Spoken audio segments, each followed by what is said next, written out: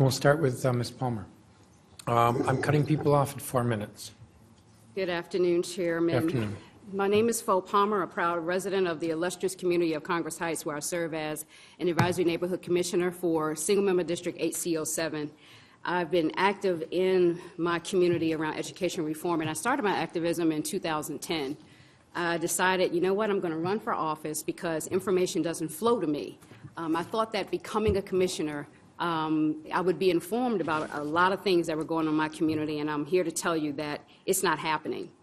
A prominent Washington attorney stated during a 2011 congressional hearing, if you are not at the table, you're on the menu, and Congress Heights is on the menu. We have constantly real estate investors bird-dogging properties, cranes in the grounds everywhere in Congress Heights. And Congress Heights is not, that big of a community, but we have so many construction sites going on right now. Homeland Security has moved in, and the St. Elizabeth campus has been awakened. The one thing that disturbs me is that there are so many discussions taking place regarding development and planning in Congress Heights, and my neighbors are not at the table.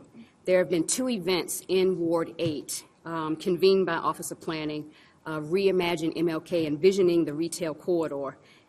Both events, there was a neighbor in Anacostia that sent an email regarding the events. Nothing has come to me as a commissioner, as a community member, no emails from Office of Planning regarding these 2 events, and I'm not happy about that at all. There was a survey administered on February 8th, and I provide the survey results in my testimony. 75 people were surveyed with regards to the retail space in Congress Heights. Of the 75, 33 stated they were Congress Heights residents. Now, Office of Planning is really pleased and satisfied with these results.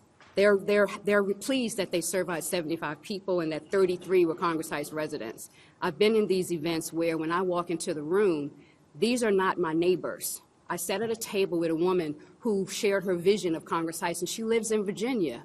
I can tell you right now, if I attempted to go to Virginia and share my vision of that community, I would be booted out. I don't understand why Office of Planning is not engaging my community on these very important discussions. I downloaded from their website and I attached to my testimony their Neighborhood Planning Division Public Engagement Standards dated September 2009. I believe this is their public engagement standard, their statement of public engagement. Let me just tell you, they're not doing it. In a conversation with an OP staff member, I asked, why am I not being communicated? Why am I not being informed about what's going on? And the staff member stated, your single-member district isn't impacted. We're only contacting those commissioners, those commissions where this retail space is being impacted. Well, guess what? I'm in that commission and I'm still not being engaged. And the mere fact that someone would say to me, your single-member district is not being affected. Yes, it is. The retail space in Congress Heights is only 2 blocks off my single-member district. So if something new comes up, yeah, it's going to affect my neighbors. And so I list in my testimony some recommendations. They need to engage all commissioners. They need to engage our civic association. Do you know that the Congress Heights Community Association is the 2013 best civic association in the city? It's an award-winning civic association. So why wouldn't OP come out to these meetings, our monthly meetings, keep us informed, keep us engaged, come to the advisory committee meetings? This speaks to the planning and development that's happening in Congress Heights, and it also, I'm going to echo what everyone else has been saying all day. As a first-term commissioner, this ZRR, this zoning rewrite review, I just got wind of it, I want to say a couple of months ago. Commissioner Holly Muhammad has been contacting me a great deal. Do you know about it? Have you been reading it? And I'm ashamed to say I didn't know what she was talking about. I have not been engaged in this conversation. If there's been meetings in the ward, if there's been open houses before, I don't recall receiving any information about it. So I would really appreciate it if this whole ZRR would just be put to the side until we have a new director. This plan is not a one-size-fits-all. Every community is unique. Thank you. Thank you, Commissioner. Is the clock working? The clock was blank the entire time we were speaking, but they managed to beep it 3 times anyway. Ms. Hemberger. Zoning regulations are never a fun read, and the current code could certainly use streamlining. But it doesn't follow from these two facts that any new code, no matter how badly written, poorly organized, and internally contradictory, must be an improvement over the existing regulations. More than 5 years ago, the Office of Planning was charged with the task of streamlining the existing code and making it more user-friendly. Last summer, they came back with a draft that appears to be 300 pages longer than the current code. The one overlay I've looked at closely, Reed Cook, currently consists of 6 coherent consecutive pages in the existing regulations. In the new draft, it's been dismembered and had its provisions scattered over at least 37 different pages in 6 different subtitles. Under the current code, we have 35 zones and 26 neighborhood-specific overlays. Under the proposed new code, we'll have 142 different zones. This is not streamlining. This is making an already cumbersome code even more convoluted.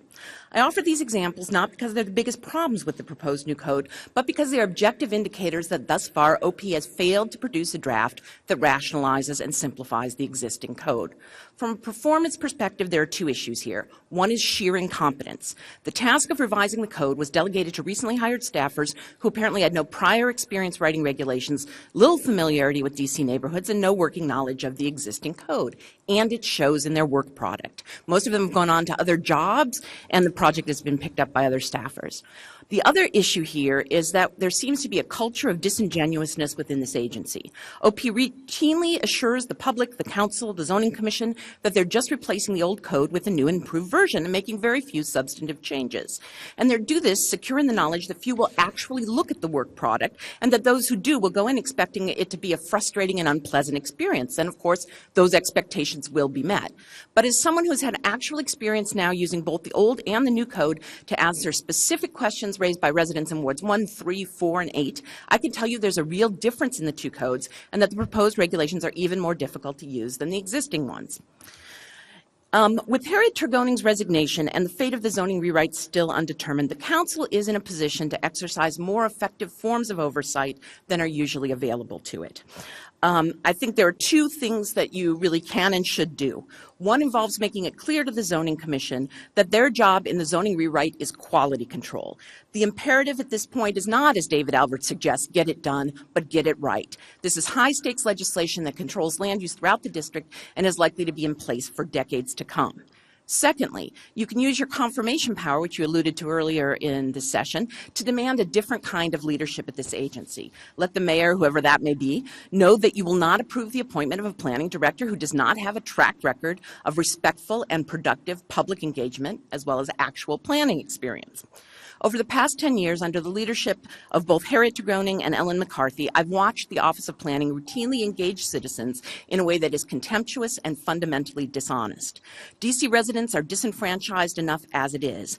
It's a travesty to have local agencies treat citizens, people who have invested a great deal of their time, money, and energy in making their communities better places, as if they were obstacles rather than partners in the growth and redevelopment of this city. The Office of Planning has developed an institutional culture that must be changed, and we look to the Council as our elected representatives to help effect that change. Thank you.